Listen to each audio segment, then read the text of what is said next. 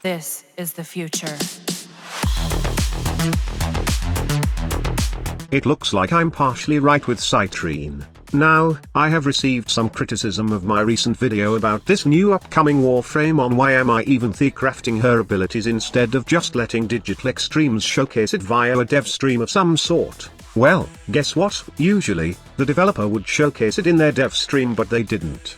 I thought they were going to show it in a different segment, just like what they did with other Warframes wherein Pablo will explain the different abilities of Citrine, but Digital Extremes did not do this, and I was really curious on why they haven't showcased the Warframe with her abilities. Before we proceed to the video, let me share one amazing app that you should really try right now if you are a gamer and want to learn how to create your very own game. Introducing Yahaha Studios, the new UGC, user-generated content creation platform for 3D multiplayer interactive experience. With Yahaha, anyone can create and publish their virtual experiences without coding experience or server knowledge. Yahaha Studios have tons of cool features, components, and over 1 million smart assets to make your dream games. It also supports multiplayer so your friends can join you in Yahaha games and other immersive 3D events. You can also make new friends at any time on the platform.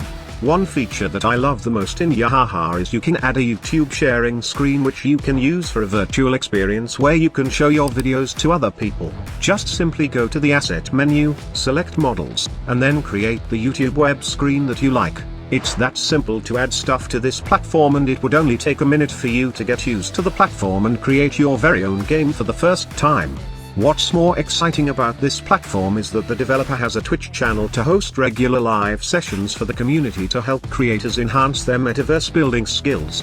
It's definitely a great platform to start creating your first game, and if you want to jump in right now, then simply scan the QR code on your screen, or click the link at the video description or the pinned comment so you get redirected to the official download page. It's totally free to start creating your game, and by using the links in this video, you will also help the channel pay its bills. So what are you waiting for? Join the millions of users enjoying creating their very own game through Yahaha Studios. Thank you for your support, and now, let's get back to the video.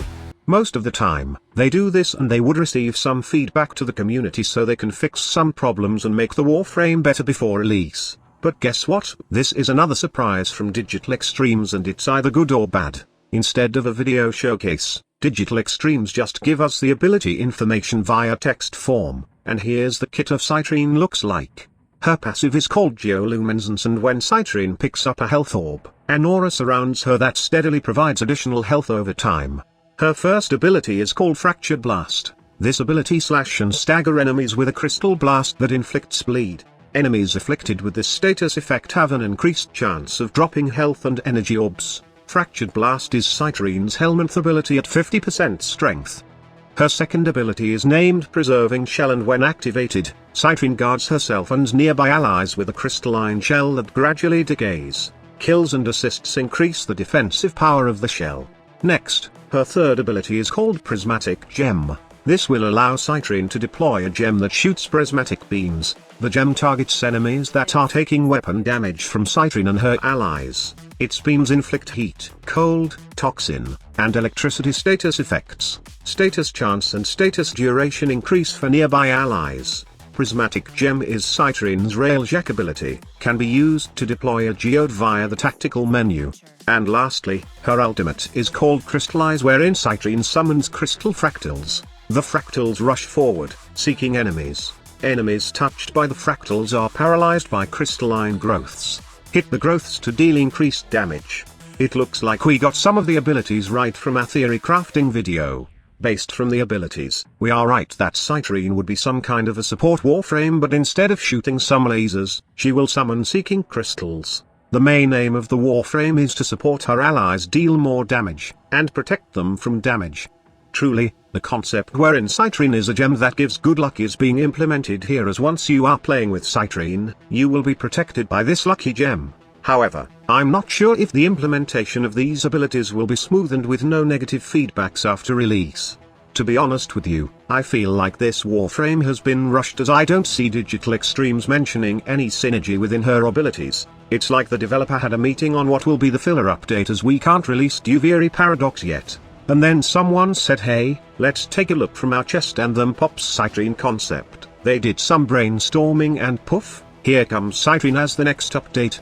I know some will say that I should not criticize the Warframe as it's not even out yet, but as a long-time player, you will see resemblance of her skills from past Warframes. We often see slash and bleed being added to Warframes now, and her third seems like it was taken from Alevos, and it's a cheap rip-off of Vorunner's ability. I don't want to be negative with this Warframe, and I will just leave this an asterisk. Let's see how she plays out when we finally get our hands on Citrine. The new Warframe can be farmed through a new mission type named Tyana Pass. In this mission, you will defend lovers encased in crystal on both Mars and Venus in one mission. In response to the connection between Belric and Rainier, the Void has bored a hole in space to connect their preserved bodies for eternity. However, the Grineer and Corpus won't sit idly by, and they are already descending upon the tunnel and crystals to try and harness their power for themselves. It's up to the Tenno to use the mysterious Void tunnel between worlds to defend Rainier's crystal on Mars and Belric's crystal on Venus. Collect Citrine's remnants found throughout the area to further crystallize the two lovers, restoring their health and awakening the defensive prismatic ward. As your reward, you will receive new resources, the Belric and Rainier fragments, as well as blueprints for Citrine, new weapons blueprints for the Stephalos and Corufel, and more. There will also be new customizations for your Drifter if you care, and new arcanes, which will be one of my main focus in this Citrine's Last Wish update. New Crystal Bastion collection features in the market that includes Citrine Warframe, Citrine Calite Helmet, Stephalos Shotgun, Corufel, Illumati Shugatra, Citrine Sigil, Belric and Rainier reunited ship decoration. And of course, the main course of the update, that awesome Rhino Deathwatch skin. There will also be Void Shell skins such as Ember, so there are plenty of fashion frame to get from this new update. Like I have said, I will just put an asterisk on Citrine. I will judge her after a few days or even weeks of playing the new Warframe. Now, I would like to know your opinion about the new update coming tomorrow. Are you excited with Citrine's Last Wish? Or are you still excited with Duviri Paradox? Let me know in the comment section below. Thank you so much for watching. Squad Leader signing off.